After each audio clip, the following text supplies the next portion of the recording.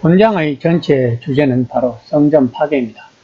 예수님의 주된 관심사는 종말, 즉 성전의 종말과 그때까지 유대민족이 지켜오던 삶의 방식의 종말이 곧 온다는 징조가 무엇인지를 제자들에게 알리는 것입니다. 그런데 주후 70년 이후 유대인들은 성전보다는 율법 중심으로 자신들의 삶을 재건했는데 그 율법에도 성전 예배 규칙이 자세하게 들어있어서 과거를 계속해서 상기시켜 주었다고 합니다. 그 이유는 유대 전쟁에서 사두개파는 모두 전쟁 전에 외국으로 피신을 했고 에세네파는 광야에서 로마 군대에 의해 멸망당했으며 열심 당원들은 마세다 요새에서 최후의 1인까지 싸우다 다 죽었고 바리새파만 살아남았기 때문에 1차 유대 전쟁 이후 이들이 유대교를 이끌었기 때문에 율법 중심으로 되었다고 합니다. 그 기조가 오늘날까지도 이어지고 있다고 합니다. 13장 28에서 29절입니다.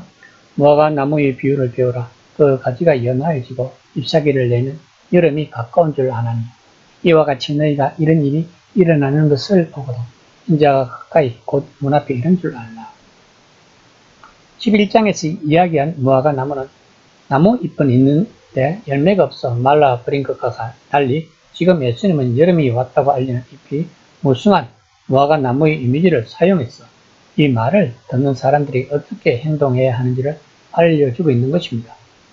그들은 핵심 사건들, 특히 이방인이 거룩한 도시와 성전을 점령하는 사건을 주시해야 했습니다. 그것이 바로 종말의 징조였습니다. 12장에 나오는 악한 소작인의 비유, 마지막에 나오는 무시무시한 문장을 여기에서 더 자세히 설명하십니다. 포도원 주인이 포도원을 빼앗아서 다른 사람들에게 준다는 것입니다. 13장에서는 그 다른 사람들이 거룩한 곳을 짓밟은 이방인들, 이교도의 군대라는 것입니다. 그런 일이 일어나면 끝이 멀지 않다는 것을 말씀하십니다.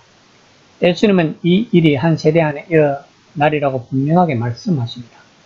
13장 30에서 31절입니다.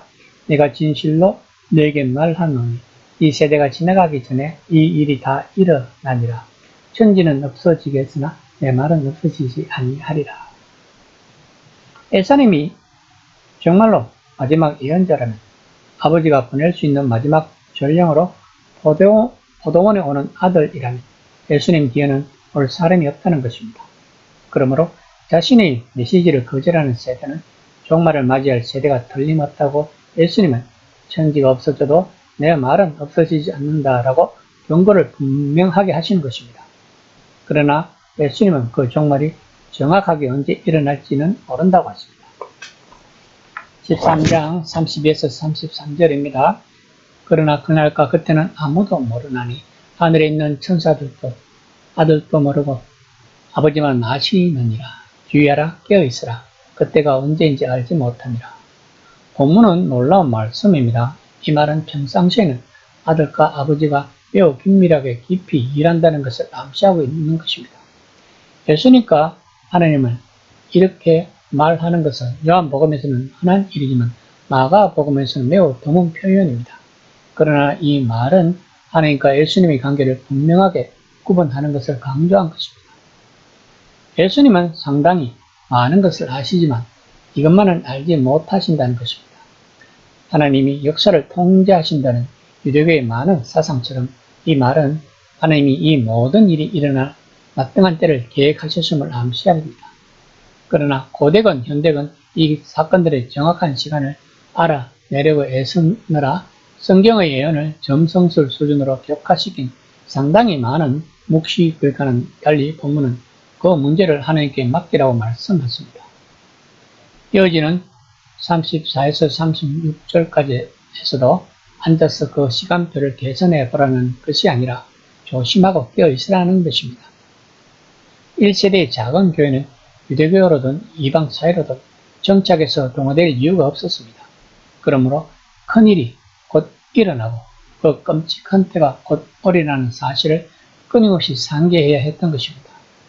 바울의 편지들도 이같이 이 임박한 위기에 대한 인식을 분명하게 반영하고 있었다는 것을 알아야 할 것입니다. 13장 37절입니다. 깨어있으라. 내가 너에게 하는 이 말은 모든 사람에게 하는 말이니라 하시니라. 예수님이 경고하신 종말, 즉 성전 파괴는 70년에 일어났다는 것을 우리는 잘 알고 있습니다. 그러면 13장 전체의 주제인 성전의 파괴라는 사건을 통해 우리는 어떤 메시지를 찾아야 할 것인가? 바로 늘 깨어 있으라는 것입니다. 신약 성경의 다른 본문들에 따르면 성전에 임한 심판은 이 세상에 임할 심판의 맛보기입니다. 그러면 그 징조 또한 우리들이 깨어 있어야만 알 수 있다는 것입니다. 그러므로 그리스도인들은 현 시대의 기준과 유행에 타협하지 말고 바울의 표현처럼 날이 밝아올 때를 깨어서 기다리라. 날이 밝으면 현세의 침침한 빛 더 이상 필요 없을 것이라고 말한 것을 기억하고 깨어 있어야 할 것입니다. 이 시간 나는 늘 깨어 있는가를 한번 생각해보는 시간이 되었으면 합니다.